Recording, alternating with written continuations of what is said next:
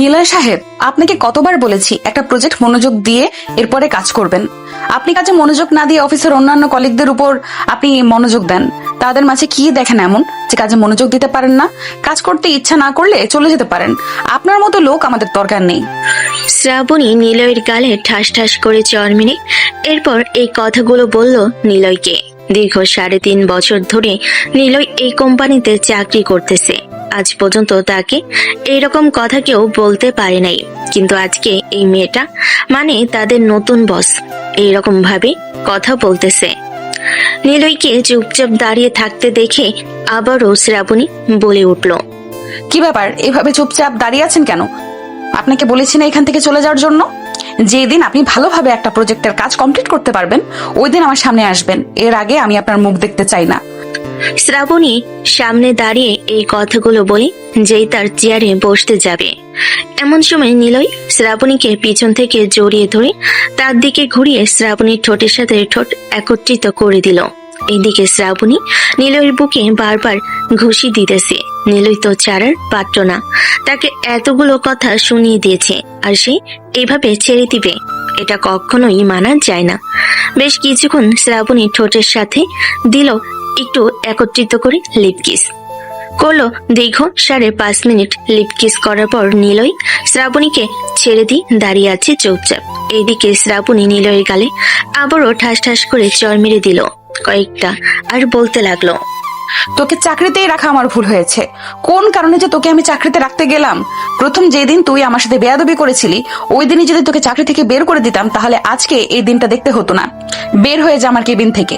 তোকে আমি অফিসে যাতে না দেখি, এই অফিসে যদি আর একবার দেখি তাহলে তোকে আমি পুলিশের হাতে তুলে দিব, বলবো যে তুই নারীর নির্যাতন করেছিস। আমাকে যত ইচ্ছে বের করে দেন এই অফিস থেকে, তবে আমাকে বারবার আপনার ফিরিয়ে আনতে হবে। এই অফিস আমাকে ছাড়া একদম চলবে না, মনে রাখেন কথাটা। আমার সামনে আপনার মাথা নিচু করে এরপর আমাকে নিয়ে আসতে হবে। এই বলে নিলয় চলে আসলো তার কেবিনে। ব্যাগপত্র গুছিয়ে সে চলে যেতে যাবে, এমন সময় ম্যানেজার এসে নিলয়ের সামনে দাঁড়িয়ে বলতে লাগলো, কি ব্যাপার নিলয়, তুমি ব্যাগপত্র গুছিয়ে কোথায় চলে যাইতেছো? তুমি জানো না এই অফিস তোমাকে ছাড়া একদম অচল? তুমি এই অফিস থেকে কোথাও যাবে না। কে কি বলেছে আমাকে একবার বলো। কি আর কি বলবে, আমি এত বছর ধরে কাজ করতেছি, একটা কাজেও ভুল হয় নাই। আর আজকে নতুন ম্যাডাম আমাকে এত বড় একটা অপবাদ দিতে পারলো, সাথে আমার গালে কয়েকবার জ্বরও আসছে। এটার জন্য আমি এই অফিস থেকে চলে যাইতেছি। আপনি বড় স্যারকে বলে দিবেন যেই দিন এই নতুন ম্যাডাম আমার সামনে মাথা নিচু করে আমাকে নিয়ে আসতে পারবে ওই দিন আমি এই অফিসে আবার আসবো। এই বলে নিলয় ওইখান থেকে চলে আসলো বাহিরে। একটা রিক্সা নিয়ে বাসার উদ্দেশ্যে রওনা দিয়ে দিল। এদিকে ম্যানেজার দৌড়ে চলে আসলো শ্রাবণীর কেবিনে। শ্রাবণীকে উদ্দেশ্য করে বলতে লাগলো, ম্যাডাম, আপনি এটা কি করছেন? যার জন্য আজকে এই অফিসটা এত দূর এসেছে, আপনি কেন তাকে এই অফিস থেকে বের করে দিয়েছেন?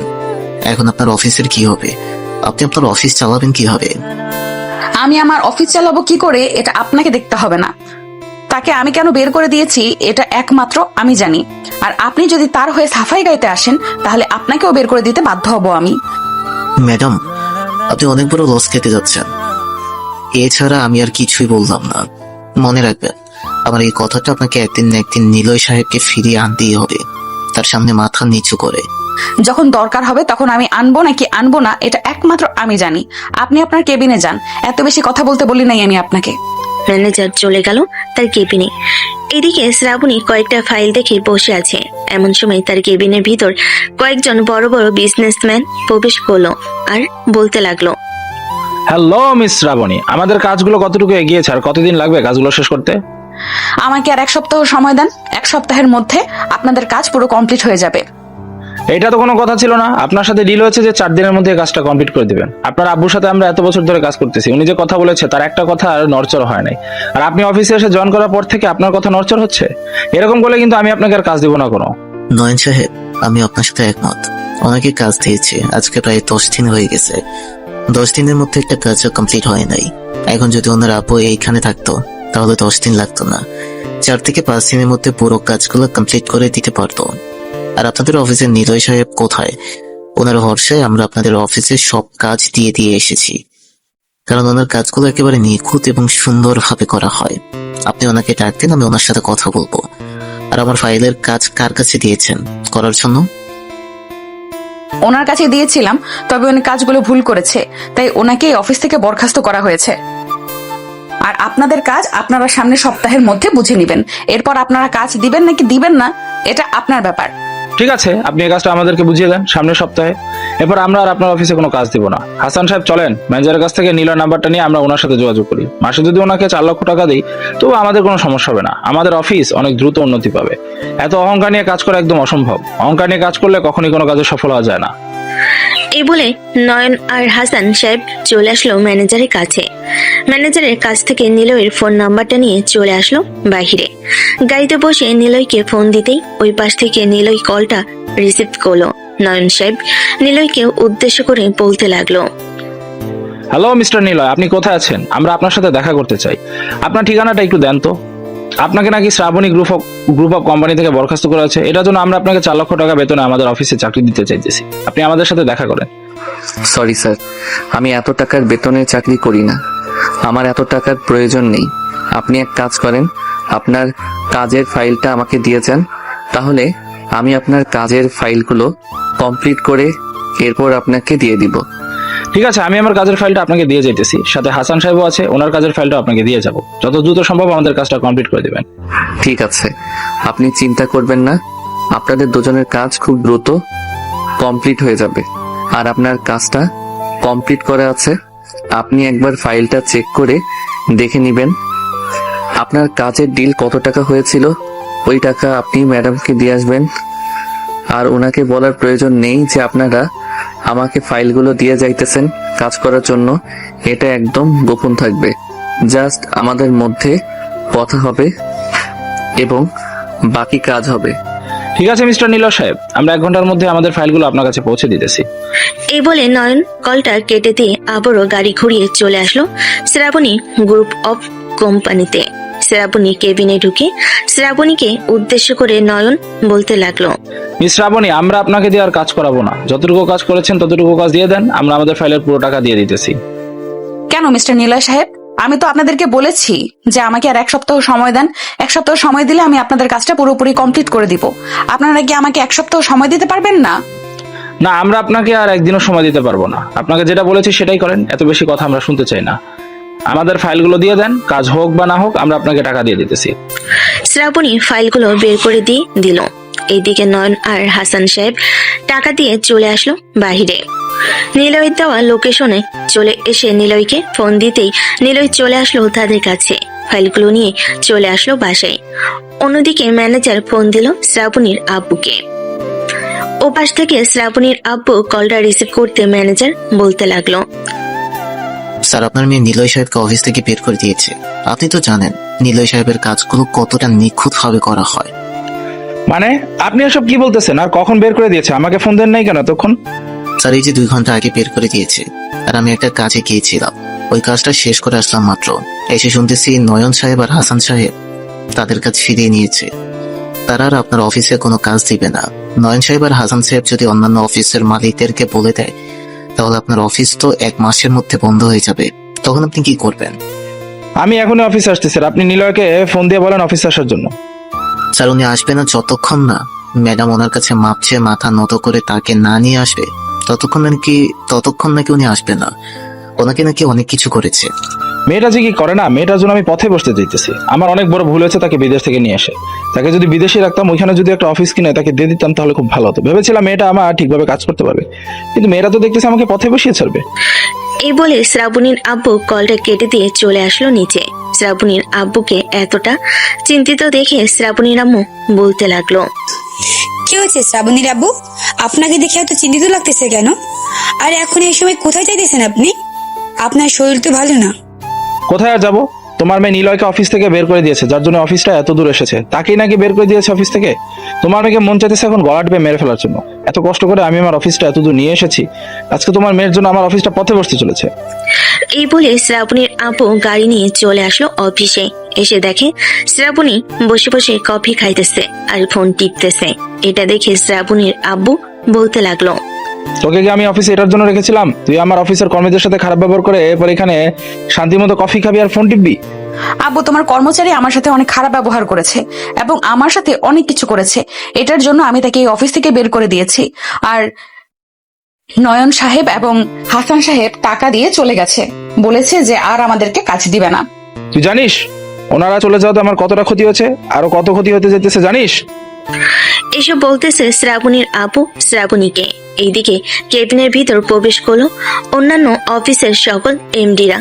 শ্রাবণীর আব্বুকে উদ্দেশ্য করে বলতে লাগলো, মিস্টার শিমুল সাহেব, আপনার কাছে আমরা অনেক কৃতজ্ঞ জানাচ্ছি। এত বছর আমাদের সাথে কাজ করে আপনার অফিসটা এত দূর নিয়ে এসেছেন। আমরা কেউ আর আপনাকে কাজ দিতে পারবো না। আজ থেকে আপনার কাছে কাজ দেওয়া পুরোপুরিভাবে বন্ধ করে দিলাম। স্যার, এমনটা করবেন না। এখন থেকে আমার মেয়ে আর এই অফিসে বসবে না, আমি এখন থেকে এই অফিসে বসবো। আসলে আমি কিছুদিন অসুস্থ ছিলাম, তো এটার জন্য অফিসে আসতে পারি নাই ঠিক মতো, তাই আমার মেয়েকে পাঠিয়েছিলাম। আবু, ওনাদের কাছে এত রিকোয়েস্ট করার কি আছে? ওনারা কাজ দিলে দিবে, না দিলে না দিবে। আমি বাহিরের দেশের লোক নিয়ে এরপর কাজ করব। এইরকম কাজ বাহিরের দেশে অনেক চলে। বলেছি নাকি আমাদের মাঝে কথা বলার জন্য? তুই চুপচাপ থাক, একদম তোর জন্য সবকিছু হয়েছে। আলমগীর সাহেব, আপনি সবাইকে নিয়ে চলে যান। আমি আপনাকে কথা দিতেছি, আপনাদের সকলের কাজ আগামী 1 সপ্তাহের মধ্যে শেষ করে দেওয়া হবে। নয়ন সাহেব এবং হাসান সাহেবের সাথে আমি কথা বলতেছি, আপনারা প্লিজ রাগ করবেন না। আমি যদি অসুস্থ না থাকতাম তাহলে অবশ্যই আপনাদের কাজ তাড়াতাড়ি শেষ করে দিতাম। আপনার কথায় আমরা চলে যাইতেছি, তবে আপনার মেয়েকে কম কথা বলতে বলবেন। আপনার মেয়ের জন্য আপনার এই অফিসটা ডুবে যেতে চলেছিল। আপনাকে বিশ্বাস করে আবারও আমরা আপনাকে কাজ দিলাম। এই বলে আলমগীর সাহেব এবং অন্যান্য বিজনেসম্যানরা চলে গেল। এইদিকে শ্রাবণীর আব্বু শ্রাবণীকে উদ্দেশ্য করে বলতে লাগলো, তুই নীলয়ের কাছে মাপ চেয়ে এবার নীলয়কে অফিসে নিয়ে আসবি। তোকে আমি 1 ঘন্টা সময় দিলাম, আমি নীলয়ের বাসার ঠিকানা দিতেছি। আমি তার কাছে মাফ চাইতে পারবো না, দরকার পড়লে তুমি নিয়ে আসো, আমি যেতে পারবো না। তোকে তো আমি 1 ঘন্টা সময় দিয়েছি, 1 ঘন্টার মধ্যে আমি নীলয়কে এখানে দেখতে চাই। যদি না পাই তখন বুঝতে পারবি তোকে কি করি। এই বলে শ্রাবণীর আপু চেয়ারে বসে পড়লো। এদিকে শ্রাবণী চুপচাপ দাঁড়িয়ে আছে। বেশ কিছুক্ষণ দাঁড়িয়ে থাকার পর শ্রাবণী তার ব্যাগ নিয়ে চলে আসলো বাইরে। একটা রিক্সা নিয়ে নিলয়ের বাসার দিকে রওনা দিল। বেশ কিছুক্ষণ পর চলে আসলো নিলয়ের বাসায়। কলিং বেল দিতেই নিলয় এসে দরজা খুলে দিল। শ্রাবণীকে দেখে নিলয় বলতে লাগলো, বাহ, আপনি তো দেখি আজকে চলে এসেছেন। আমি তো ভাবছিলাম আরো 2 থেকে 3 দিন পর আসবেন আপনি। যখন দেখবেন আপনাদের অফিসে কোনো কাজ চলতেছে না তখন আসবেন। আমার আসার দরকার ছিল না। আব্বুর কথা রাখার জন্য আমি আপনার কাছে এসেছি। আপনি চলেন আমার সাথে অফিসে, না হলে আব্বু পরে আমাকে বকা দিবে। আপনার আব্বু আপনাকে বকা দিবে তাতে আমার কি? আগে আপনি আমার পা ধরে মাফ চান, তাহলে আমি আপনাকে মাফ করে দিব। আমি কারোর পা ধরে মাফ চাইতে পারবো না। মাফ করলে এমনিতেই করেন, না হলে মাফ করার দরকার নেই। যতক্ষণ আপনি আমার পা ধরে মাফ না চাইবেন ততক্ষণ আমি আপনার সাথে যাব না, এইখানেই দাঁড়িয়ে থাকবো। আপনি যেমন ঘাড় তারা, তার চাইতে 2টা ডাবল ঘাড় তারা হচ্ছে আমি। এই বলে নিলয় চুপচাপ দরজার সাথে হেলান দিয়ে দাঁড়িয়ে রইল। বেশ কিছুক্ষণ পর শ্রাবণী নিলয় পা ধরে মাপ চাইতে যাবে। এমন সময় নিলয় সরে গিয়ে বলতে লাগলো, থাক, আপনার মাফ চাইতে হবে না। আপনি এখানে দাঁড়ান, আমি ফাইলগুলো নিয়ে আসতেছি। এই বলে নিলয় চলে আসলো বাড়ির ভিতর। ফাইলগুলো ব্যাগের ভিতর ভরে চলে আসলো বাইরে। শ্রাবণীকে নিয়ে আবারও চলে আসলো অফিসে। নিলয় শ্রাবণীর আব্বুর কেবিনে প্রবেশ করতেই শ্রাবণীর আব্বু বলতে লাগলো, নীলয়, সরি, আমার মেয়ে তোমার সাথে অনেক খারাপ ব্যবহার করেছে। আমি তাকে অনেক বকাঝকা করেছি, প্লিজ তাকে মাফ করে দাও। স্যার, আপনার সরি বলতে হবে না, তাকে আমি আগেই মাফ করে দিয়েছি। আর এত রাগ ভালো না। মিস শ্রাবণী, আপনি তো দেখলেন কয়েক ঘন্টার মধ্যে আপনার অফিস পথে বসতে চেয়েছিল। আপনার আব্বুর জন্য এই অফিসটা আবারও বেঁচে আছে। আর কখনো এইরকম ভাবে মানুষের সাথে খারাপ ব্যবহার করবেন না। খারাপ ব্যবহার করলে পরবর্তীতে কি হবে আপনি নিজেও জানতে পারবেন না। হয়েছে, আমাকে আর বোঝানোর দরকার নেই। আব্বু, আমি বাড়িতে চলে যাইতেছি। যদি কোনো দরকার হয় তাহলে আমাকে ফোন দিবে, এর আগে ফোন দিবে না। এই বলে শ্রাবণী চলে আসলো বাহিরে। তার গাড়িটা নিয়ে চলে আসলো সোজা বাসায়। এদিকে শ্রাবণীর আব্বু বলতে লাগলো, নীলা, আমি তাদেরকে কথা দিয়েছি আগামী 1 সপ্তাহের মধ্যে তাদের সকল কাজ কমপ্লিট করে দিয়ে দিব। তুমি কি তাদের কাজ করেছো নাকি তাদের কাজ করবে? স্যার, তাদের কাজ পুরোপুরিভাবে কমপ্লিট আছে। আপনি তাদেরকে ফোন দিয়ে বলে দেন যে এসে নিয়ে যাওয়ার জন্য। আর আপনি তো সুস্থ, অফিসে এসেছেন, কেন বাসায় চলে যান, ম্যানেজারকে বলে যান অফিসটা দেখার জন্য, আর আপনার মেয়েকে খুব ভালোভাবে বুঝিয়ে এরপর অফিসে পাঠাবেন। এইভাবে যদি সবার সাথে খারাপ ব্যবহার করে তাহলে তো অফিস চলবে না। তাকে আর কিভাবে বোঝাবো বলো? তাকে আমি বোঝাতে বোঝাতে অসুস্থ হয়ে গেছি। সে সবসময় এরকম করে। তাকে পাল্টানোর জন্য তুমি কিছু করতে পারবে নিলয়? স্যার, আমি আমার তরফ থেকে অনেক চেষ্টা করব, দেখি তাকে পাল্টানো যায় কিনা। পাল্টানোর মালিক একমাত্র আল্লাহ। উনি যদি পাল্টে দেয় তাহলে আপনার মেয়ে পাল্টে যাবে। আপনি এখন বাসায় চলে যান আর তাদেরকে বলে দেন যে অফিস থেকে এসে ফাইলগুলো নিয়ে যাওয়ার জন্য। আমি তাদেরকে ফাইলগুলো বুঝিয়ে দিব। ঠিক আছে, তুমি তোমার কেবিনে যাও, আমি তাদেরকে ফোন দিয়ে বলতেছি, আর আমি এই বাসায় যাইতেছি। তুমিও খেয়াল রাখবে ম্যানেজারের সাথে অফিসটা। আমি কালকে শ্রাবণীকে ভালোভাবে বুঝিয়ে এরপর অফিসে পাঠাবো। সে আর কখনো তোমার সাথে খারাপ ব্যবহার করবে না এবং বাকিদের সাথেও না। এই বলে শ্রাবণীর আপু চলে গেল নিচে। অন্যান্য অফিসের মালিকদেরকে বলে দিল যে ফাইলগুলো এসে নিয়ে যাওয়ার জন্য। এইদিকে নিলয় তার কেবিনে এসে বসে পড়তেই পাশের কয়েকটা কেবিন থেকে লোক এলো আর বলতে লাগলো, ধন্যবাদ নিলয় ভাই আপনাকে এই মেয়েটাকে সাহায্য করার জন্য। আপনাকে যদি বের করে না দিত তাহলে সে এত অপমান হতো। যাক, ভালোই হয়েছে, এখন মন দিয়ে কাজ করেন। নিলয় সন্ধ্যা অব্দি কাজ করে আসলো। বাসায় কলিং বেল দিতেই তার আম্মু এসে দরজা খুলে দিল। নিলয়কে দেখে বলতে লাগলো, কিরে নিলয়, তুই না বাড়িতে চলে এসেছিলি অফিস থেকে? তাহলে আবার অফিসে কখন গেলি আর আমাকে বলেও গেলি না? অফিসে ম্যাডাম এসেছিল আম্মু, ওনার সাথে চলে গিয়েছিলাম অফিসে। তোমাকে আর বলে যেতে মনে নাই? আব্বুকে তো বলে গেছি আমি। তোর আব্বু তো আমাকে কিছু বলে নাই। আচ্ছা যাই হোক, যা ফ্রেশ হয়ে আয়, এরপর তোর সাথে কিছু গুরুত্বপূর্ণ কথা আছে। আচ্ছা, আমি ফ্রেশ হয়ে আসি, এরপর না হয় তোমার সব কথা শুনবো। এই বলে নিলয় চলে আসলো তার রুমে। ফ্রেশ হয়ে কিছুক্ষণ রেস্ট করে চলে আসলো নিচে। নিলয় তার আম্মুর পাশে বসে তার আম্মুকে উদ্দেশ্য করে বলতে লাগলো, এখন বলো আম্মু, কি বলবে আমাকে? নিলয়, তোর আব্বু আর আমি একটা মেয়ে পছন্দ করেছি। মেয়েটা দেখতে মাশাআল্লাহ অনেক সুন্দর, তোর সাথে খুব মানাবে। আমি তোর রুমে ড্রয়ারে মেয়েটার ছবি রেখে এসেছি, তুই একবার দেখে আমাদেরকে জানাস তো। যদি তোর পছন্দ হয় তাহলে ওই মেয়ের সাথেই তোর বিয়ে ঠিক করব। ঠিক আছে আম্মু, আমি এই মেয়েটার ছবি দেখে এরপর জানাবো।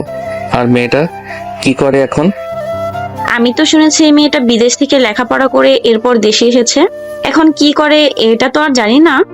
তুই আগে মেয়েটাকে পছন্দ কর, এরপর না হয় দেখা যাবে মেয়েটা কি করে আর কি করে না। আচ্ছা, এখন তাহলে আমাকে এখন খাবার দাও। রাত 9টা বেজে গেছে। কালকে আবার তাড়াতাড়ি অফিসে গিয়ে কাজ করতে হবে। এই বলে নিলয় খাবার টেবিলে এসে খাওয়া দাওয়া করে চলে গেল আবার তার রুমে। বিছানায় শুয়ে পড়তেই তার আম্মুর কথাগুলো মনে পড়লো। নিলয় আবারও বিছানা থেকে উঠে ড্রয়ার থেকে ছবিগুলো বের করে দেখে তো পুরাই অবাক। আসলে এই ছবিগুলোই হচ্ছে শ্রাবণীর ছবি। ছবিগুলো হাতে নিয়ে নিলয় চলে আসলো নিচে তার আম্মুর কাছে আর বলতে লাগলো, আম্মু, এটাই কি সেই মেয়ে যার কথা তুমি বলেছিলে আমাকে, যে এই মেয়ে কে পছন্দ করে এসেছো? হ্যাঁ, এটাই সেই মেয়ে। তোর আব্বু আর আমি কথা বলে এসেছি তার আব্বু আম্মুর সাথে। বলেছে যে তুই যদি আমাদেরকে সিদ্ধান্ত জানাস তাহলে আমরা ওই মেয়ের পরিবারকে সিদ্ধান্ত জানিয়ে দেব। আচ্ছা, এখন কিছু বলার দরকার নেই, আরো কয়েকটা মাস যাক, এরপর আমি তোমাদেরকে জানাবো। মেয়েটা আমার পছন্দ হয়েছে, তবে এখন বিয়ে করার ইচ্ছা নেই আমার। ঠিক আছে, তোর ইচ্ছে যখন বিয়ে করবি তখনই বিয়ে দিব। এখন যা, ঘুমা গিয়ে। নিলয় চলে আসলো আবারও তার রুমে। বিছানায় শুয়ে ঘুমিতে সে পাড়ি জমালো। পরের দিন সকাল 7টায় ফোনের অ্যালার্মের শব্দে ঘুম ভেঙে গেল তার। ঘুম থেকে উঠে ফ্রেশ হয়ে চলে আসলো নিচে। টেবিলের উপর থেকে পাউরুটি আর জেলি নিয়ে খেতে খেতে চলে আসলো আবারও তার রুমে। অফিসের জন্য রেডি হয়ে নিচে আসলো আর আম্মু খাবার বেড়ে দিতেই খাবারগুলো নিয়ে অফিসের দিকে রওনা দিল। বেশ কিছুক্ষণের মধ্যেই চলে আসলো অফিসে। আজকে একটু তাড়াতাড়ি চলে এসেছে, অনেক কাজ থাকার কারণে।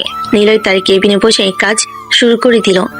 1 ঘন্টা পর বাকি সবাই এসে নিলয়কে এত তাড়াতাড়ি আসতে দেখে বলতে লাগলো, কি নিলয় ভাই, আজকে এত তাড়াতাড়ি চলে এসেছেন? কোনো সারপ্রাইজ আছে নাকি? আরে না সৃজন ভাই, কোনো সারপ্রাইজ নেই। আজকে একটু তাড়াতাড়ি ঘুম থেকে উঠে গেছি, তো এটার জন্য চলে এসেছি তাড়াতাড়ি। আর আজকে একটু জরুরি কাজ ছিল, তাই আরো আগে আগে চলে এসেছি।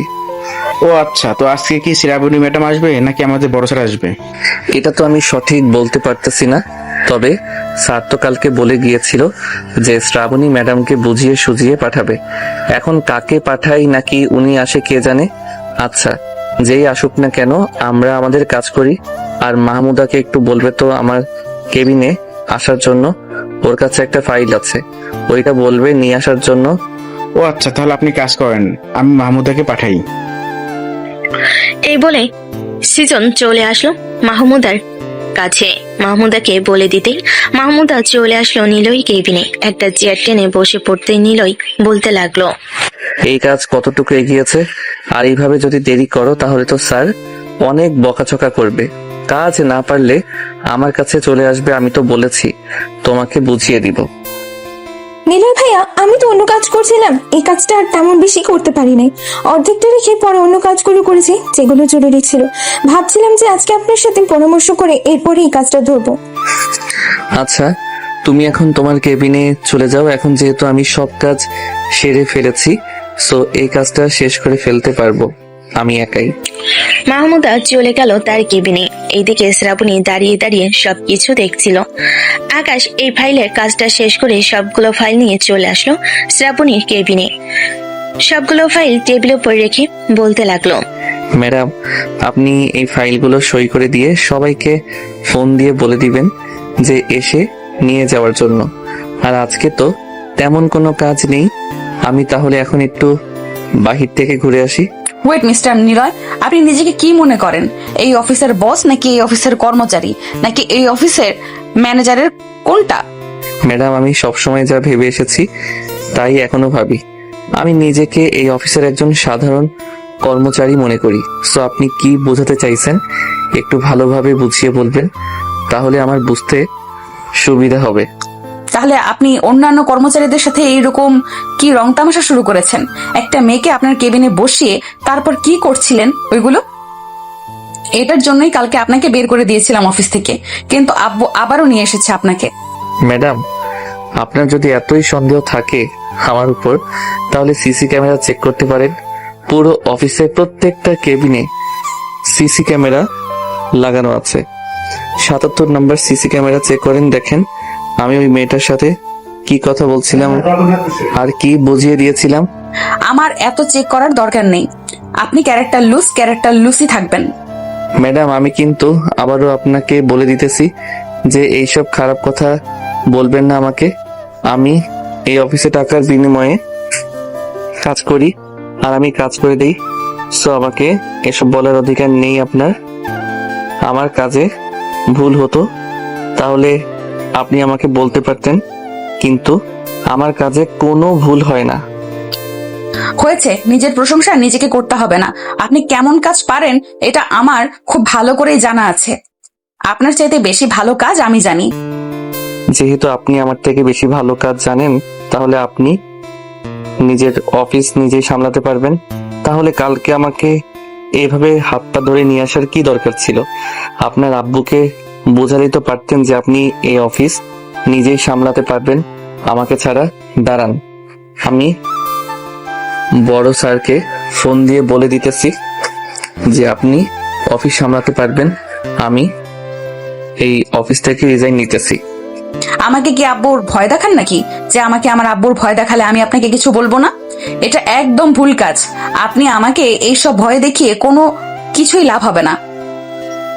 আমি আপনাকে ভয় দেখাচ্ছি না, আমি এই দেখেন সরাসরি স্যারকে কল দিয়েছি। এখন স্যারকে আমি বলবো। শ্রাবণীর আব্বু কলটা রিসিভ করতেই ওপাশ থেকে নিলয় শ্রাবণীর আব্বুকে উদ্দেশ্য করে বলতে লাগলো, আসসালামু আলাইকুম স্যার, কেমন আছেন? আশা করি খুবই ভালো আছেন। ওয়ালাইকুম আসসালাম।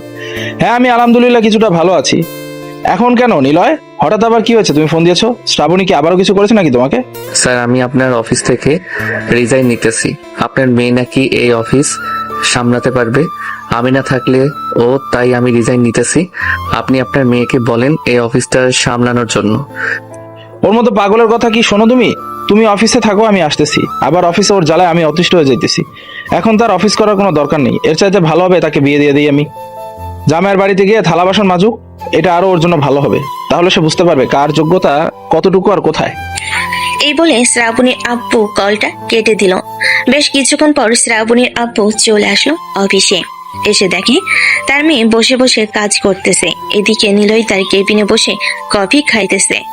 এমন সময় শ্রাবণীর আব্বু নিলয়ের কাছে এসে নিলয়ের হাত ধরে টানতে টানতে নিয়ে চলে আসলো শ্রাবণীর কেবিনে। শ্রাবণীকে উদ্দেশ্য করে তার আব্বু বলতে লাগলো, শ্রাবণী, তুই আজকে আবার আকাশকে কি বলেছিস? আকাশ কেমন অন্যায় করেছে যে তুই আবার আজকে আকাশকে যাতা বলেছিস? তাহলে আব্বু আমি কি বলবো? সে একটা মেয়ে নিয়ে তার কেবিনের ভিতরে রং তামাশা করতেছে। এখানে আমি যদি কিছু না বলি পরবর্তীতে সে আরো অনেক কিছু করবে, তখন তুমি কি বলবে? স্যার, আপনি একবার সিসি ক্যামেরার ফুটেজ চেক করেন, তাহলে তো আপনি বুঝতে পারবেন যে আমি কি করেছি আর কি করি নাই। শ্রাবণীর আব্বু সিসি ক্যামেরা চেক করে দেখে নিলয় মাহমুদকে কাজ বুঝিয়ে দিয়েছিল। এটা দেখে শ্রাবণীর আব্বুর গালে ঠাস করে চড় মেরে বলতে গেল, তুই সবসময় দেখে শুনে এরপরে কথা বলবি, আর কাল থেকে তোর অফিসে আসার কোনো দরকার নেই। যেদিন একেবারে ভালো হতে পারবি, কাউকে কিছু না বলতে পারবি, ওই দিন তুই অফিসে আসতে পারবি। আর আমি তোর বিয়ে ঠিক করবো খুব শীঘ্রই। নিলয়, তুমি তোমার কেবিনে যাও, গিয়ে কাজ করো। আর তোমাকে অনেক ধন্যবাদ, তুমি আমার অফিসের জন্য অনেক কিছু করতেছো। স্যার, এটা আমি একা করতেছি না, সাথে আপনি এবং বাকি কর্মচারীরাও আছে। সো সবাই মিলে আমরা কাজটা করতেছি।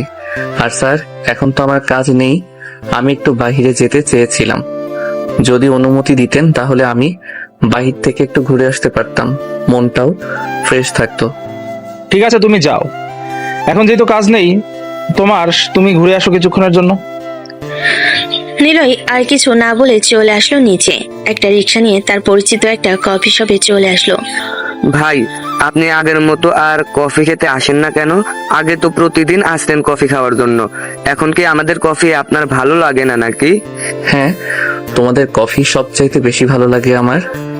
আর এখন একটু কাজের চাপ তো বেশি, তাই আর কি আসতে পারি না, তবে আসার চেষ্টা করি। এই যে আজকে কাজ নেই, চলে এসেছি এখানে কিছুক্ষণ থেকে কফি খেয়ে এরপর আবার চলে যাব। ঠিক আছে, আপনি প্রতিদিন আসার চেষ্টা করবেন। আপনি আসলে আমরা অনেক খুশি হই, কারণ আপনি আমাদের প্রত্যেককে 10 টাকা, 20 টাকা, 30 টাকা, এমনকি 100 টাকাও টিপ দেন। ঠিক আছে, তোমরা চিন্তা করো না, আমি প্রতিদিন আসবো এখন থেকে। যখনই সময় পাই তখনই চলে আসবো। এই বলে নিলয় কফি খেতে লাগলো। অন্যদিকে শ্রাবণী রাগের মাথায় তার আব্বুকে উদ্দেশ্য করে বলতে লাগলো, আমাকে যেহেতু অফিসের কাজ করতে দিবে না আমার মতো করে, তো আমি আর অফিসে আসবো না। তোমার তো বিশ্বস্ত লোক আছে, ওই যে কি যেন নাম, হ্যাঁ নিলয়, এবং ম্যানেজার আছে, তাদেরকে বলবে যে তোমার সকল কাজগুলো করে দেওয়ার জন্য। হ্যাঁ, তারা অবশ্যই করে দিবে, কারণ আমি তাদের বস। আমি যা বলবো তাড়াতাড়ি করবে। আমি ভেবেছিলাম তোকে আমার অফিসে বসিয়ে দিয়ে এরপর শান্তিতে কয়েকদিন থাকবো, কিন্তু শান্তিতে কি করে থাকবো? তার মধ্যে তো তুই আবার অশান্তি লাগিয়ে দিয়েছিস। আমি ভেবেছি যে তোকে ভালো একটা ছেলের সাথে বিয়ে দিয়ে দিব, কয়েকদিন ঘর সংসার করার পর বুঝতে পারবি কেমন। আমার এখন বিয়ে করার কোনো ইন্টারেস্ট নেই, সো আমি কোনো বিয়ে টিয়ে করতে পারবো না। এখন আমি বাড়িতে থাকবো, দরকার পড়লে অফিসের আসবো না। ঠিক আছে, তোর অফিসে আসার কোনো দরকার নেই, তুই চলে যা বাসায়, আমি একাই সামলে নিতে পারবো সকল কাজ। শ্রাবণী অফিস থেকে চলে গেল বাসায়। কলিং বেল দিতেই তার আম্মু সে দরজা খুলে দিল। শ্রাবণীকে দেখে তার আম্মু বলতে লাগলো, কি রে, অফিসে গিয়ে সবার সাথে এরকম ভাবে ব্যবহার করিস কেন? আমেরিকা থেকে পড়ালেখা করিয়ে নিচ্ছি, এসব ব্যবহার করার জন্য নাকি? আমার তো মনে হচ্ছে তোকে আমেরিকায় শুধু শুধু পড়ালেখা করিয়েছি। আমেরিকায় তোকে পড়ালেখা না করিয়ে দেশে রেখে যদি পড়ালেখা করাতাম তাহলে সুশিক্ষায় বড় হতো, মানুষের সাথে বেয়াদবি করতে পারতি না কখনো। শ্রাবণী চুপচাপ তার আম্মুর কথা শুনে চলে আসলো তার রুমে। দরজাটা ঠাস করে লাগিয়ে দিয়ে বিছানার উপর ফোনটা রেখে ওয়াশরুমে এসে শাওয়ারটা ছেড়ে দিল। দীর্ঘ 2 ঘন্টা শাওয়ারের নিচে দাঁড়িয়ে গোসল করে বাহিরে চলে আসলো। অন্যদিকে নিলয় কফি খাওয়া শেষ করে অফিসে চলে এসেছে। তার বসের কেবিনে ঢুকতেই নিলয়কে উদ্দেশ্য করে শ্রাবণীর আব্বু বলতে লাগলো, নীলা, তোমার সাথে আমার কিছু গুরুত্বপূর্ণ কথা আছে, তুমি আমার কথাটা রাখবে? স্যার, রাখার মতো যদি কোনো কথা হয় তাহলে আমি অবশ্যই রাখবো। আপনার এমন কোনো কথাই নেই যে আমি কখনো রাখি নাই। তুমি তো আমার মেয়েটাকে বেশ ভালো করে দেখতেছো, সে কেমন। আমি আমার মেয়েকে তোমার হাতে তুলে দিতে চাইতেছি, যাতে আমার মেয়েটা তোমার কাছ থেকে একটু সুশিক্ষা পায়। মানে বুঝি নাই স্যার, আপনি আমার হাতে তুলে দিতে চাইতেছেন মানে কিভাবে তুলে দিতে চাইতেছেন? ওইটা যদি একটু বুঝিয়ে বলতেন তাহলে খুব ভালো হতো। আমি আমার মেয়ের সাথে তোমার বিয়ে দিতে চাই, যদি তোমার কোনো আপত্তি না থাকে। স্যার, আপনার মেয়ে যেরকম ব্যবহার করে আমার সাথে, এখন যদি আমি বিয়ে করে আমার বাসায় নিয়ে যাই, তাকে তাহলে আমার আব্বু আম্মুর সাথে কি রকম ব্যবহার করবে আপনি বুঝতেই পারছেন। আমি আপনার মেয়েকে এমনিতে একটু শিক্ষা দিতে চাই। কাল থেকে আপনার মেয়েকে অফিসে পাঠাবেন, যাই কিছু হয়ে যাক না কেন। অফিসে আপনি অফিসে আসবেন না, আপনার মেয়ে যতবার ফোন দিক তবু আসবেন না। আমি দেখি একবার চেষ্টা করে, যদি তাকে শুধরাতে পারি তাহলে সে শুধরাবে, আর না হয় তাকে কখনোই শুধরানো যাবে না। হ্যাঁ, তুমি একটু চেষ্টা করো, তুমি যদি তাকে শুধরাতে পারো আমি তোমাকে নিজে কথা দিতেছি, আমি আমার মেয়ের সাথে তোমার বিয়ে দিব। আমার কথা নড়চড় হবে না একটুও।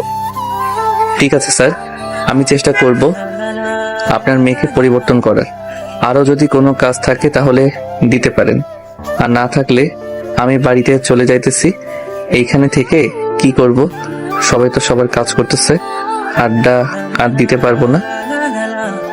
ঠিক আছে, তুমি চলে যাও। কালকে বলেছে যে নয়ন স্যার আরো কয়েকটা প্রজেক্ট আমাদের হাতে দিবে, ওইগুলো না হয় তুমি করবে আস্তে আস্তে। আর তোমাকে দেখি আমার কেবিনে শিফট করা যায় কিনা। আমার কেবিনে থাকলে তুমি আমার মেয়েকে আরো বেশি করে শিক্ষা দিতে পারবে। ঠিক আছে, আপনি দেখেন, যদি পারেন, না না পারলেও সমস্যা নেই। এ বলে নিলয় চলে আসলো বাইরে। এমন সময় তার ফোনটা বেজে উঠলো। তাকিয়ে দেখে তার বন্ধু ফয়সাল কল দিয়েছে।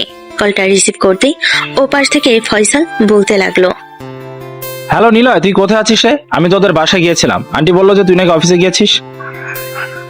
এই তো আমি বাড়ির দিকে আসতেছি। তুই কবে এসেছিস দেশে, আর এখন তুই কোথায় আছিস আমাকে বল, আমি তো লোকেশনে আসতেছি। আমি কিছুক্ষণের মধ্যে 4 রাস্তার মোড়ে আসতেছি, তুই 4 রাস্তার মোড়ে এসে দাঁড়া। নিলয় কলটা কেটে দিয়ে চলে আসলো 4 রাস্তার মোড়ে। 2-3 মিনিট দাঁড়াতেই ফয়সাল এসে নিলয়ের সামনে হাজির। ফয়সাল নিলয়কে জড়িয়ে ধরে বলতে লাগলো, কেমন আছিস বন্ধু? অনেকদিন পর তোর সাথে দেখা হয়েছে, সেই কবে তোর সাথে কথা বলেছিলাম আর আজকে কথা বললাম, আর তুই না বলে অফিসে চলে গিয়েছিলি। তাহলে এত তাড়াতাড়ি চলে আসলি যে? অফিসে তেমন কাজ নেই, এটার জন্য চলে এসেছি তাড়াতাড়ি।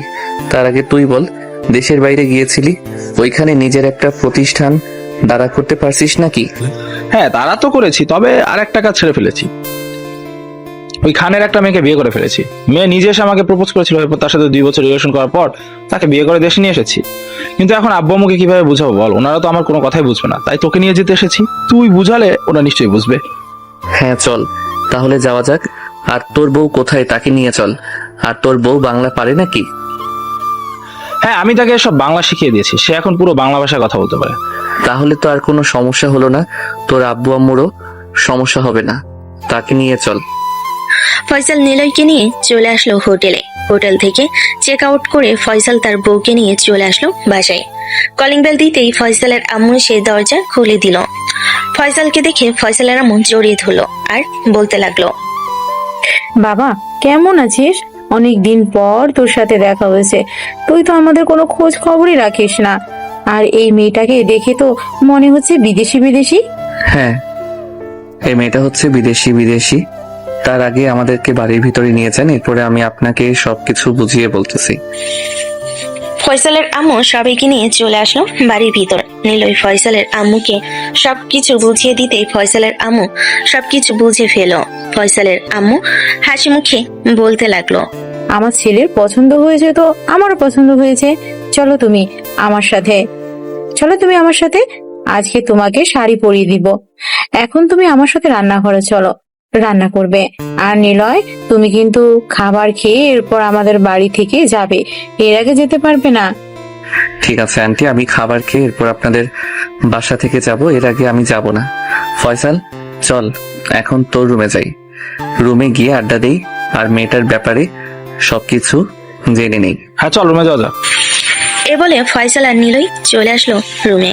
ফয়সাল নিলয়কে সবকিছু বলতে লাগলো, নিলয়, মেয়েটার সাথে আমার পরিচয় হয় কলেজ থেকে। প্রথমে আমরা ফ্রেন্ড ছিলাম, পরে সে আমাকে প্রপোজ করে, আমি আর তাকে মানা করিনি। এরপর থেকে আমরা রিলেশনে চাই। 2 বছর রিলেশন করার পর তাকে বিয়ে করিয়ে তার আব্বু আম্মু রাজি আছে আমাদের বিয়েতে। ফাতেমার নামে যা কিছু লেখা ছিল, অফিস বাড়ি ঘর সবকিছু ফাতেমা আমার নামে লিখে দিয়েছে। আমি বলেছিলাম আমার এসব কোনো কিছু লাগবে না, তবু সে আমাকে লিখে দিয়েছে। বলেছে যে আমি তো তার বর, সো আমার নামে সবকিছু থাকলেই চলবে। বেশ ভালো হয়েছে, এখন তুই ওই অফিসটা ভালোভাবে সামলা, ভবিষ্যতে যাতে কোনো কিছু করতে পারিস। হ্যাঁ, তা তো বুঝতাম, আর আমি অফিসের কাজ ধরে ফেলেছি, সবকিছু আস্তে আস্তে বুঝে ফেলতেছি। আর তুই এখনো বিয়ে করিস নাই কেন? বয়স তো আর কম হলো না, প্রায় 25 পার হয়ে যাইতেছে। হ্যাঁ, কয়েকদিন পর বিয়ে করব। আসলে একটা মেয়েকে পছন্দ করে ফেলেছি তো, মেয়েটা একটু বদমেজাজি, অনেক রাগী টাইপের। এটার জন্য মেয়েটাকে কিছু বলতে পারতেছি না। কয়েকটা দিন শিক্ষা দিয়ে এরপর নিজের আয়ত্তে করে তাকে বলে দিব যে তাকে আমি বিয়ে করব। ও আচ্ছা, বেশ ভালো কথা তো। নিজের আয়ত্তে রাখলে নিজের বউ সবসময় নিজের কন্ট্রোলে রাখতে পারবে। ওই দেখ, আমাদের জন্য চা বানিয়ে নিয়ে এসেছে। দুজনকে চা দিয়ে ফাতেমা চলে গেল আবারও নিচে।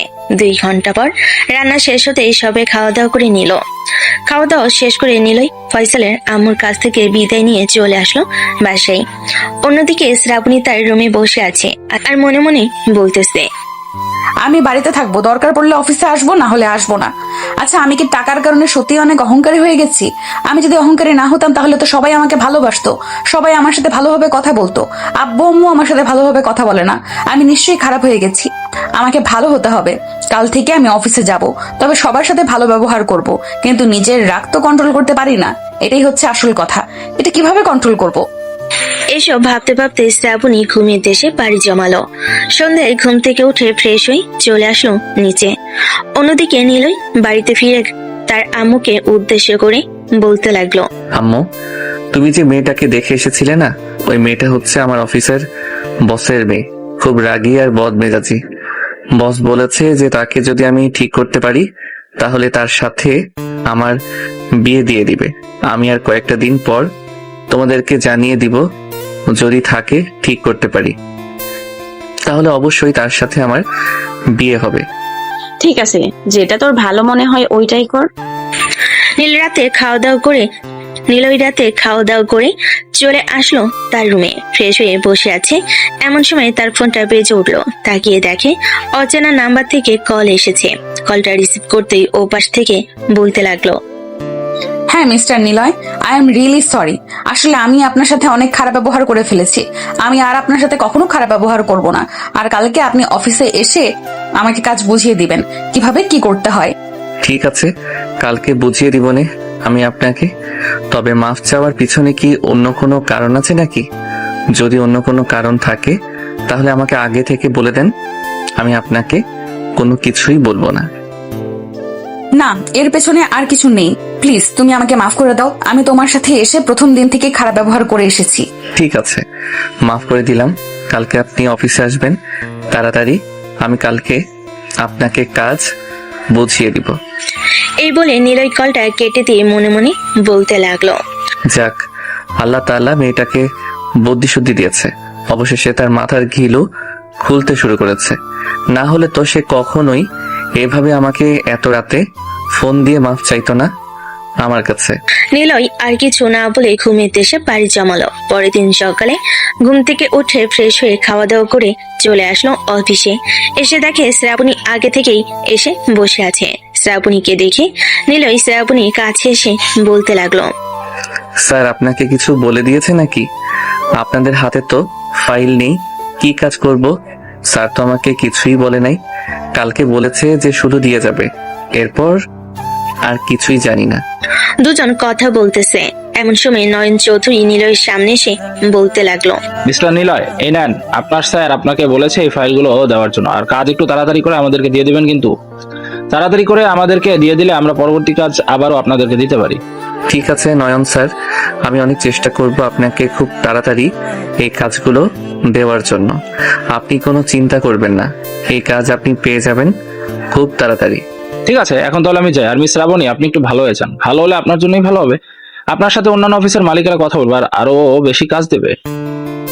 যে এখন থেকে আমি ভালো হওয়ার চেষ্টা করব। আপনারা এখন থেকে কাজ দিতে পারেন।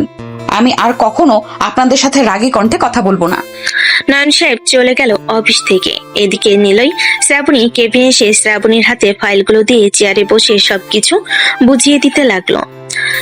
বেশ কিছুক্ষণ বোঝানোর পর শ্রাবণী বুঝে ফেললো। এদিকে নিলয় শ্রাবণীর দিকে বেশ কিছুক্ষণ তাকিয়ে থাকার পর চলে আসলো কয়েকটা ফাইল নিয়ে তার কেবিনে। নিলয় কাজ করতেছে।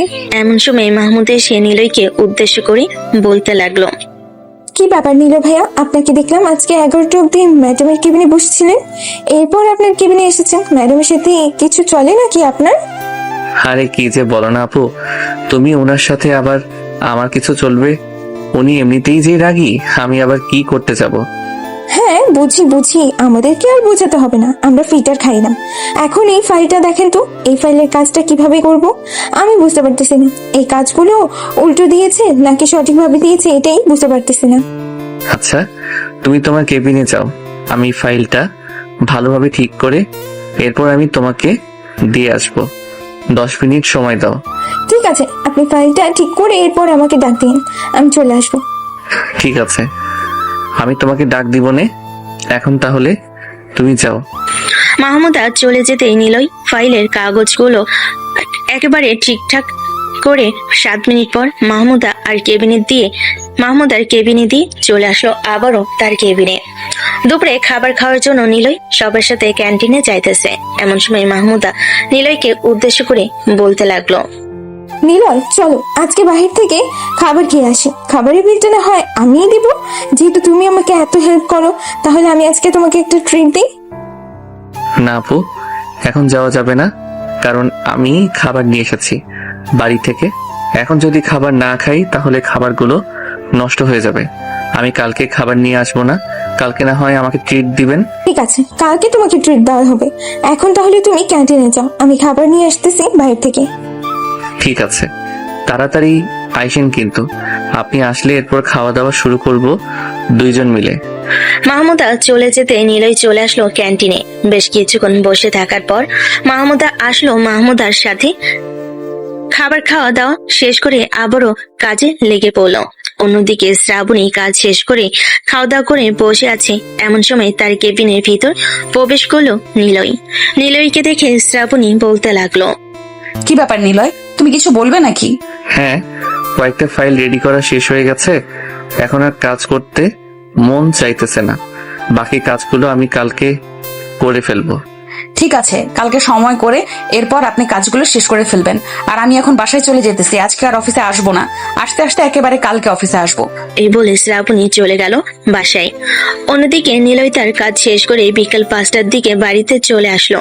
ফ্রেশ হয়ে হালকা পাতলা কিছু খেয়ে টিভি দেখতেছে। এমন সময় নিলয়ের ফোনটা বেজে উঠলো। তাকিয়ে দেখে শ্রাবণীর আব্বু কল দিয়েছে। কলটা রিসিভ করতেই ও পাশ থেকে শ্রাবণীর আব্বু বলতে লাগলো, হ্যালো নিলয়, তুমি এখন কোথায় আছো? তুমি কি আমাদের বাসায় আসতে পারবে একটু? জি স্যার, আসতে পারবো, তবে হঠাৎ এত আর্জেন্ট যাওয়ার জন্য বলতেছেন যে? এমনিতে একটা প্রজেক্টের বিষয়ে আলোচনা করবো তো, তাই। আর কি ফোন দিলাম তোমাকে যাতে তুমি চলে আসো। আমি তো এখন অসুস্থ, তাই আমি অফিসে যেতে পারলাম না। ঠিক আছে স্যার, আপনি চিন্তা করবেন না, আমি কিছুক্ষণের মধ্যে চলে আসতেছি। এই বলে নিলয় কলটা কেটে দিয়ে চলে আসলো শ্রাবণীদের বাড়িতে। নিলয় আরো আগেও কয়েকবার এসেছে এই বাড়িতে বিভিন্ন কাজে। কলিং বেল দিতেই শ্রাবণীর আম্মু এসে দরজা খুলে দিল। নিলয় বাড়ির ভিতর ঢুকে সোফায় বসে আছে। এমন সময় শ্রাবণীর আব্বু এবং শ্রাবণী আসলো। শ্রাবণীকে উদ্দেশ্য করে শ্রাবণীর আব্বু বলতে লাগলো, শ্রাবণী, আমার রুম থেকে ফাইলটা নিয়ে আয় তো। ঠিক আছে আব্বু, আমি যাইতেছি, তুমি বসো। শ্রাবণী চলে যেতেই শ্রাবণীর আব্বু বসে পড়লো নিলয়ের পাশে। বেশ কিছুক্ষণ কথাবার্তা বলার পর শ্রাবণী ফাইলটা নিয়ে চলে আসলো। তার আব্বুর হাতে দিয়ে দিতেই তার আব্বু নিলয়ের সাথে কথা বলতে লাগলো কাজের ব্যাপারে। দীর্ঘ কয়েক ঘন্টা বোঝানোর পর নিলয় তার বস এবং শ্রাবণীকে বুঝিয়ে দিল। আচ্ছা নিলয়, একটা কথা বলো তো আমাকে, তুমি এত ভালো কাজ পারো, তাহলে তো তুমি নিজে একটা অফিস খুলতে পারো। তুমি নিজে যদি একটা অফিস খুলো তাহলে তো তোমার অনেক টাকা ইনকাম হবে। স্যার, এত টাকা ইনকাম করে আমি কি করব বলেন তো? আল্লাহর রহমতে যতটুকু ইনকাম করতেছি তা দিয়েই আমার চলে যাবে, এর বেশি ইনকাম আমার দরকার নেই। নিলয় আরো কিছুক্ষণ কথা বলে চলে আসলো বাসায়। অন্যদিকে শ্রাবণীর আব্বু শ্রাবণীকে উদ্দেশ্য করে বলতে লাগলো, শ্রাবণী, আমি একটা সিদ্ধান্ত নিয়েছি। আমার সিদ্ধান্ত, নিলয়ের সাথে আমি তোর বিয়ে দিব। তোর কোনো আপত্তি নেই তো? মানে আব্বু, এসব তুমি কি বলতেছো? নিলয়ের সাথে আমি বিয়ে বসতে যাব কেন? সে একটা গরিব ঘরের ছেলে আর আমি বড়লোক পরিবারের মেয়ে। আমাকে বিয়ে করার জন্য বড় বড় বিজনেসম্যানের ছেলেরা আমার পেছনে ঘোরাফেরা করে, আর তুমি কিনা সাধারণ এই ছেলের সাথে বিয়ে দেওয়ার জন্য পাগল হয়ে গেছো? হ্যাঁ, আমি এই ছেলের সাথে বিয়ে দেওয়ার জন্য পাগল হয়ে গেছি। আমি যা সিদ্ধান্ত নিয়েছি তাই হবে। শ্রাবণীর আম্মু, তুমি তোমার মেয়েকে বুঝাও, সে যদি না বুঝে তাহলে বলো বাড়ি থেকে বের হয়ে যাওয়ার জন্য। এই বলে শ্রাবণীর আব্বু চলে গেল তার রুমে। অন্যদিকে শ্রাবণী তার রুমেও চলে এসে দরজাটা লাগিয়ে দিল। এদিকে নিলয় বাড়িতে এসে ফ্রেশ হয়ে রাতের খাবার খেয়ে ঘুমিয়ে এসে বাড়ি জমালো। পরের দিন নিলয় অফিস শেষে দেখে শ্রাবণী বা শ্রাবণীর আব্বু কেউ আসে নাই। এটা দেখে নিলয় ম্যানেজার স্যারকে উদ্দেশ্য করে বলতে লাগলো, কি ব্যাপার স্যার, আজকে শ্রাবণী ম্যাডাম বা স্যার একজনও আসে নাই কেন? আমিও বলতে পারতেছি না। শ্রাবণী ম্যাডামকে কল দিয়েছিলাম, উনি তো কল ধরলই না। বসকে ফোন দিয়েছিলাম, বস হয়তো ঘুমোচ্ছে, কারণ অসুস্থ তো উনি, এটার জন্য ওনার ঘুমের প্রয়োজন বেশি। আচ্ছা তুমি তোমার কাজ করো গিয়ে, ওরা আসলে আসবে, না আসলে পরে আমি ফাইলগুলো বাসায় নিয়ে দিয়ে আসবো। ঠিক আছে স্যার। নিলয় কাজ করতেছে। এমন সময় তার কেবিনের ভিতর প্রবেশ করলো মানসুরা। মানসুরা হচ্ছে এই অফিসের নতুন একজন কর্মী।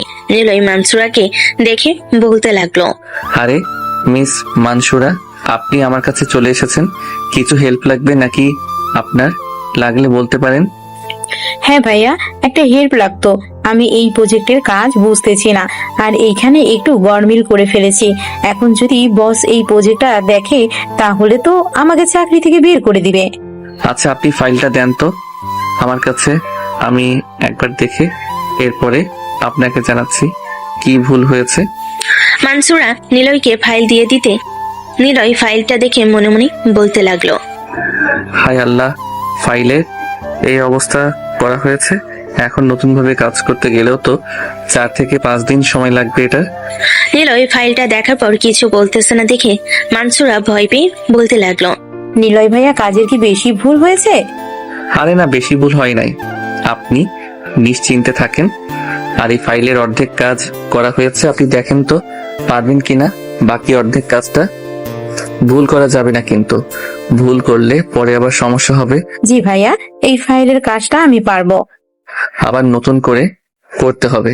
ঠিক আছে, তাহলে এই ফাইলটা আপনি নিয়ে যান, আর আপনার ফাইলটা আমি কাজ শেষ করে আপনাকে দিয়ে দিব। ঠিক আছে ভাইয়া, আর আপনাকে অনেক অনেক ধন্যবাদ আমাকে এতটুকু সাহায্য করার জন্য। এই বলে মানসুরা ওইখান থেকে চলে গেল। অন্যদিকে নিলয় মানসুরার ফাইলের কাজটা করতে লাগলো। দীর্ঘ কয়েক ঘন্টা কাজ করার পর ম্যানেজার এসে নিলয়কে উদ্দেশ্য করে বলতে লাগলো, নিলয়, তোমাকে শ্রাবণী ম্যাডাম ডাকতেছে, বলেছে এখনই যাওয়ার জন্য ওনার কেবিনে। ঠিক আছে স্যার, আমি যাইতেছি। এই বলে নিলয় চলে আসলো শ্রাবণীর কেবিনে। ভিতরে টুকিয়ে দাঁড়িয়ে আছে নিলয়। এমন সময় শ্রাবণী চেয়ার থেকে উঠে এসে নিলয়ের সামনে দাঁড়িয়ে বলতে লাগলো, আব্বুর সামনে এত যে ভালো সাজার চেষ্টা করেন, কিন্তু অফিসে এসে তো দেখতেছি অন্য কাহিনী। মেয়েদের সাথে কথা না বললে আপনার চলেই না। ম্যাডাম, যেখানে কথা বলার প্রয়োজন ওইখানে তো কথা বলতেই হবে। সো আমার এখানে কথা বলার প্রয়োজন ছিল, তাই আমি এখানে কথা বলছি। ও আচ্ছা, তোমার এইখানে কথা বলার প্রয়োজন ছিল তাই তুমি এখানে কথা বলছো, তাই না? এই বলে শ্রাবণী নিলয়ের গালে 3টা চড় মেরে দিল। এইদিকে নিলয় চড় খেয়ে দাঁড়িয়ে আছে। শ্রাবণীকে উদ্দেশ্য করে কিছু বলতে যাবে, এমন সময় কেবিনের ভিতর প্রবেশ করলো ম্যানেজার। নিলয়কে দাঁড়িয়ে থাকতে দেখে বলতে লাগলো, নিলয়, তোমার কাজ শেষ হয়েছে নাকি এখনো?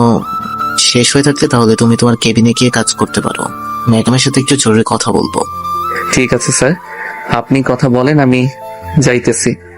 নিলয় চলে যেতেই ম্যানেজার চেয়ারে বসতে বসতে শ্রাবণীকে উদ্দেশ্য করে বলতে লাগলো, শ্রাবণী ম্যাডাম, আপনি যা ভুল করতেছেন, শ্রাবণী ম্যাডাম, আপনি যা বড় ভুল করতেছেন, এটার জন্য আপনাকে অনেক পস্তাতে হবে, এটা বলে দিলাম।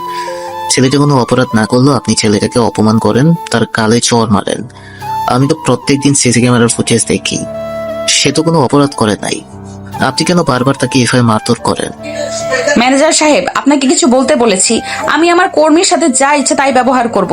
সে যদি থাকতে চায় এই অফিসে থাকবে, আর না থাকতে চাইলে এই অফিস থেকে চলে যাবে। সে যদি এই অফিস থেকে চলে যায় তাহলে তো আপনার হাতে পায়ে ধরে তাকে আনতে হবে। একবার না তাকে হাতে পায়ে ধরে এনেছিলেন, ঠিক ওইভাবে আবারও আনতে হবে যদি এবার চলে যায়। কখনোই না, আমি এবার আর তাকে আনার জন্য যাব না। যার দরকার পড়বে সে এগিয়ে নিয়ে আসবে, আমার দরকার নেই তাকে আনার, তাই আমি আনবো না। এসব বলতেছে শ্রাবণী ম্যানেজারকে। অন্যদিকে নিলয় তার কেবিনে এসে রিজাইন লেটার লেখা শেষ করে চলে আসলো আবারও শ্রাবণীর কেবিনে। আর কত সহ্য করবে এই মেয়েটার অত্যাচার। রিজাইন লেটারটা শ্রাবণীর টেবিলের উপর রেখে বলতে লাগলো, মিস শ্রাবণী, এবার যদি আপনি আমার বাসায় যান তাহলে আমার পা ধরলেও আমি আসবো না, এটা মনে রাখবেন। আপনার অফিস গোল্লায় যাক, তাতে আমার কোনো আপত্তি নেই। অনেকবার আপনি আমার উপর অত্যাচার করেছেন, আপনি অফিসের বস, এটার জন্য আপনাকে কিছু বলি না, না হলে আপনাকে খুব ভালোভাবে একটা শিক্ষা দিয়ে দিতাম। ম্যানেজার স্যার, আপনি কি একটু আপনার কেবিনে যেতে পারবেন? ওনার সাথে আমার খুব জরুরি একটা কথা আছে। ঠিক আছে নিলয়, আমি আমার কেবিনে যাইতেছি, তুই ম্যাডামের সাথে জরুরি কথা সেরে ফেলো। ম্যানেজার চলে যেতে নিলয় শ্রাবণী ঠোঁটের সাথে তার ঠোঁট একত্রিত করে দিল। বেশ কিছুক্ষণ এভাবে যাওয়ার পর নিলয় শ্রাবণীকে ছেড়ে দিয়ে বলতে লাগলো, শেষবারের মতো আপনার ঠোঁটের স্পর্শটা নিয়ে নিলাম। ভবিষ্যতে আপনার ঠোঁটের স্পর্শ নিতে পারবো নাকি পারবো না তার কোনো গ্যারান্টি নেই। ভালো থাকবেন, দোয়া করি আপনাদের অফিসটা ভালো চলুক। এই বলে নিলয় চলে গেল ওইখান থেকে। তার কেবিনে ব্যাগপত্র সবকিছু গুছিয়ে বাড়ির দিকে রওনা দিল। এদিকে ম্যানেজার তার কেবিনে এসে শ্রাবণীর আব্বুকে কল দিয়ে বলতে লাগলো, স্যার, আপনার মেয়ে আবারও নিলয়ের গায়ে হাত তুলেছে। সে এটার কারণে রিজাইন নিয়ে চলে গেছে। আমি এই অফিসার চাকরি করতে পারবো না। হয় আপনার মেয়ে এই অফিসে থাকবে, না হয় আমরা এই অফিসে থাকবো। আপনার সিদ্ধান্ত নিতে হবে কে এই অফিসে থাকবে আর কে থাকবে না। ঠিক আছে ম্যানেজার সাহেব, আমি বিষয়টা দেখতেছি। আপনি অফিসে থাকেন, আর পারলে শ্রাবণীকে গিয়ে বলেন তো একটু বাড়িতে আসার জন্য। তার ব্যবস্থা আমি করতেছি। এইবার আর তাকে ছাড় দেওয়া যাবে না। অনেকবার চেষ্টা করেছি তাকে শুধরানোর, এইবার শেষ কাজ করতে হবে। এই বলে শ্রাবণীর আপু কলটা কেটে দিয়ে কল দিল নিলয়কে। নিলয় বেশ কিছুক্ষণ পর কলটা রিসিভ করতেই ওপাশ থেকে শ্রাবণীর আপু বলতে লাগলো, নিলয়, তুমি তোমার আব্বু আম্মুকে নিয়ে আমাদের বাসায় চলে আসো। আজকে আমি শ্রাবণীর সাথে তোমার বিয়ে দিব। বিয়ের পর সে তোমার স্ত্রী হয়ে যাবে এবং এরপর তুমি তাকে যা ইচ্ছা তাই করতে পারবে। ওইখানে আমার কিছু বলার থাকবে না। উনি যদি স্যার বিয়ে না করতে চাই তখন কি করবেন? বিয়ে করতেই হবে, দরকার পড়লে জোর করে বিয়ে করাবো। তবুও তার বিয়ে করতেই হবে তোমাকে। ঠিক আছে স্যার, আমি আমার আব্বু আম্মুকে নিয়ে আসতেছি। এই বলে নিলয় কলটা কেটে দিয়ে চলে আসলো তার আব্বু আম্মুর রুমে। তার আব্বু আম্মুকে সবকিছু বলার পর নিলয় তার আব্বু আম্মুকে নিয়ে চলে আসলো শ্রাবণীদের বাসায়। কলিং বেল দিতেই শ্রাবণী আম্মু এসে দরজা খুলে দিল। তিনজন বাড়ির ভিতরে ঢুকে সবার সাথে কথা বলতেছে। দীর্ঘ 10 থেকে 15 মিনিট পর শ্রাবণী বাড়িতে সে কলিং বেল বাজাতেই তার আম্মু গিয়ে দরজা খুলে দিল। শ্রাবণী তার আম্মুকে দেখে বলতে লাগলো, আম্মু কি হয়েছে আব্বু? এত জরুরি আমাকে ডেকে এনেছো যে অফিস থেকে? আমি জানি নাকি তোকে কেন ডেকে এনেছে? তোর আব্বুকে গিয়ে জিজ্ঞেস কর তোকে কেন ফোন করে ডেকে এনেছে। আমাকে বলতেছিস কেন? শ্রাবণী চলে আসলো তার আব্বুর কাছে। এসে দেখে নিলয়ের আব্বু আম্মু এবং তার আব্বু বসে কথা বলতেছে। নিলয়কে দেখে শ্রাবণী বলতে লাগলো, কি রে, আমার আব্বুর কাছে বিচার দিতে এসেছিস নাকি যে আমি তোর সাথে অফিসে খারাপ ব্যবহার করেছি? না, আমি আপনার আব্বুর কাছে বিচার দিতে আসি নাই। আমি আপনাকে নিয়ে যেতে এসেছি আমার বাসায়। মানে বুঝলাম না, তুই আমাকে তোর বাসায় নিয়ে যাবে কেন? আমার কি বাসা নেই নাকি যে আমার বাসা নেই তুই আমাকে তোর বাসায় নিয়ে যাবি? অবশ্যই আপনার বাড়ি আছে, সবকিছু আছে আপনার, তবুও আপনাকে আমার সাথে যেতে হবে। কিছুক্ষণ পর যান, ফ্রেশ হয়ে এরপর সবকিছু গুছিয়ে গাছিয়ে নিচে আসেন। আব্বু, নিলয় এসব কি বলতেছে? তুমি নিলয় কি কিছু বলতেছো না কেন? নিলয় যা বলতেছে একদম সত্যি বলতেছে। তুই যা, গিয়ে ফ্রেশ হয়ে কাপড় চোপড় একটা ব্যাগের ভিতরে ভরে নে। একটু পর আমি তোকে ডাক দিতেছি। শ্রাবণী রাগে চলে গেল তার রুমে। বেশ কিছুক্ষণ পর কলিং বেল বাজতেই শ্রাবণীর আম্মু গিয়ে দরজা খুলে দিয়ে দেখে কাজী সাহেব দাঁড়িয়ে আছে। কাজী সাহেবকে বাড়ির ভিতরে নিয়ে আসলো। কাজী সাহেব সোফায় বসে তার বাকি কাজ শেষ করে শ্রাবণীর আব্বুকে বলতে লাগলো, এখন আপনি আপনার মেয়েকে ডাক দেন। আপনার মেয়ে কবুল বলবে এবং ছেলেও কবুল বলবে 3 বার, তাহলে তাদের বিয়ে কাজ সম্পূর্ণ হয়ে যাবে। শ্রাবণী, আয় শ্রাবণী, নিচে আয় তো, তাড়াতাড়ি আয়। শ্রাবণী নিচে আসতেই দেখতে পেল কাজী সাহেব বসে আছে। কাজী সাহেবকে দেখে শ্রাবণী তার আব্বুকে উদ্দেশ্য করে বলতে লাগলো, আব্বু, এই বাড়িতে কার বিয়ে হচ্ছে আর কাজী সাহেব এই বাড়িতে এসেছে কেন? এই বাড়িতে তোর বিয়ে হচ্ছে, তুই 3 বার কবুল বল তাড়াতাড়ি। এবার বাকি কথা বলতেছি। আমার বিয়ে হচ্ছে আর আমি জানি না? আর কার সাথে বিয়ে হচ্ছে সেটা বলো আগে। পথের ফকিরের সাথে বিয়ে হচ্ছে। এখন তুই 3 বার কবুল বল, এরপর তুই নিজে জানতে পারবি কার সাথে বিয়ে হচ্ছে। শ্রাবণীকে অনেক জোরাজোরি করার পর শ্রাবণী 3 বার কবুল বলল। এদিকে নিলয়ের কবুল বলা শেষ হতেই শ্রাবণী বলতে লাগলো, আমি এই বিয়ে মানি না। আমি এই ছেলেকে বিয়ে করতে পারবো না। মামুনি, এখন সব বললে তো চলবে না। এখন তোমাদের বিয়ে হয়ে গেছে, সো তোমরা এখন বিবাহিত। এই নেন কাজী সাহেব আপনার হাদিয়া, এখন আপনি যেতে পারেন। নিলয়, তুমি একটু কাজী সাহেবকে গাড়ি অব্দি এগিয়ে দিয়ে আসো তো। থাক, ওনার যাওয়ার কোনো প্রয়োজন নেই, আমি একাই যেতে পারবো। সামনে আরেকটা বাড়িতে বিয়ে আছে তো, ওই বাড়িতে যেতে হবে। কাজী সাহেব চলে যেতে নিলয় শ্রাবণীর আব্বুকে উদ্দেশ্য করে বলতে লাগলো। শ্বশুর আব্বা, এখন তাহলে আপনার মেয়েকে আমি নিয়ে যাই। এখানে তো আপনারা আর বাধা দিতে পারবেন না, তাই না? না, এখন যেহেতু তোমাদের বিয়ে হয়ে গেছে, সো এখানে আমরা বাধা দিব কেন? তুমি তোমার বউকে নিয়ে যেতে পারো। তুমি তোমার বউকে কোথায় রাখবে, কিভাবে রাখবে, এসব আমাদের জানার দরকার নেই। আমরা শুধু জানি তার সাথে তোমার বিয়ে হয়েছে, এটা তোমার অধিকার তাকে নিয়ে যাওয়ার। মিসেস শ্রাবণী, চলেন এখন আমার সাথে। আজকে আপনার শরীরের যত তেল আছে সবকিছু মুছিয়ে ছাড়বো আমি। এতদিন তো অফিসের বস ছিলেন, সো এতদিন আপনাকে কিছু করতে পারি নাই। আজকে বাসায় নিয়ে যাই, এরপর আপনি দেখতে পারবেন আপনাকে কি করি। এই বলে নিলয় শ্রাবণীকে টানতে টানতে নিয়ে চলে আসলো গাড়িতে। শ্রাবণী চিৎকার করে বলছে, আমি যাব না তোর সাথে, বেয়াদব ছেলে। তুই আমাকে ছাড় বলতেছি, না হলে কিন্তু আমি পুলিশের কাছে ফোন দিব। তখন পুলিশ এসে তোকে ধরে নিয়ে যাবে। পুলিশ আমাকে ধরে নিয়ে যাবে না, পুলিশ উল্টা আপনাকে আমার বাসায় দিয়ে আসবে।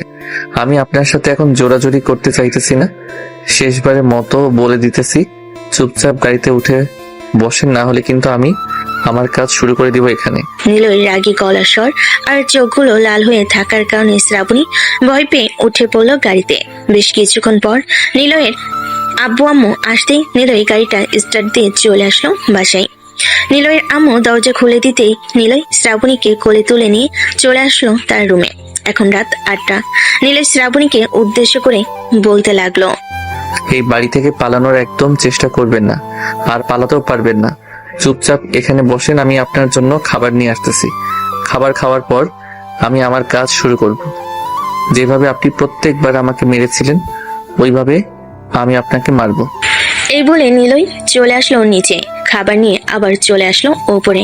শ্রাবণীর সামনে বসে শ্রাবণীকে খাইয়ে দিতে যাবে, এমন সময় শ্রাবণী বলতে লাগলো, আমি খাবো না তোর হাতে, তুই যা ইচ্ছা তাই করতে পারিস। ঠাস ঠাস ঠাস। শ্রাবণীর গালে ঠাস ঠাস করে 3টা চড় মেরে দিয়ে মুখ টিপে খাবার খাইয়ে দিতে লাগলো। এদিকে শ্রাবণী কান্না করতেছে আর খাবার খাইতেছে। এটা দেখে নিলয় বলতে লাগলো, আগে যদি খাবার খেয়ে নিতি তাহলে তো আর মারতাম না, এখন মারলাম। কান্না কর, যত পারিস আর তাড়াতাড়ি খাবার খা, আমি আমার কাজ শুরু করব। এই বলে নিলয় খাবার খাইয়ে দিয়ে সে নিজেও খাবার খেয়ে চলে আসলো রুমে। বেশ কিছুক্ষণ রেস্ট করার পর নিলয় আস্তে আস্তে শ্রাবণীর দিকে এগিয়ে আসতে লাগলো। শ্রাবণী কাছে এসে শ্রাবণীর ঠোঁটের সাথে তার ঠোঁট একত্রিত করে দিল। এদিকে শ্রাবণী নিলয়ের বুকে কিলঘুষি মারতেছে। বেশ কিছুক্ষণ এইভাবে যাওয়ার পর নিলয় শ্রাবণীকে ছেড়ে দিয়ে বলতে লাগলো, আজকে তোর শরীরে যত তেল আছে সব তেল আমি বের করে ছাড়বো, দেখি তোর শরীরে কত তেল আছে। এই বলে নিলয় শ্রাবণীর জামাটা ধরে এক টান দিয়ে খুলে ফেল। শ্রাবণী 2 হাতে তার শরীর ঢাকার চেষ্টা করতেছে, কিন্তু ঢাকতে পারলো না। প্লিজ নিলয়, আমাকে এবারের মতো মাফ করে দাও। আমি আমার ভুল বুঝতে পারছি, প্লিজ আমাকে ছেড়ে দাও।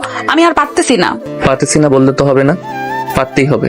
আজকে তোর শরীরে যত তেল এবং যত রাগ আছে সব মিটিয়ে দিব আমি। এই বলে নিলয় তার কাজ করতে লাগলো।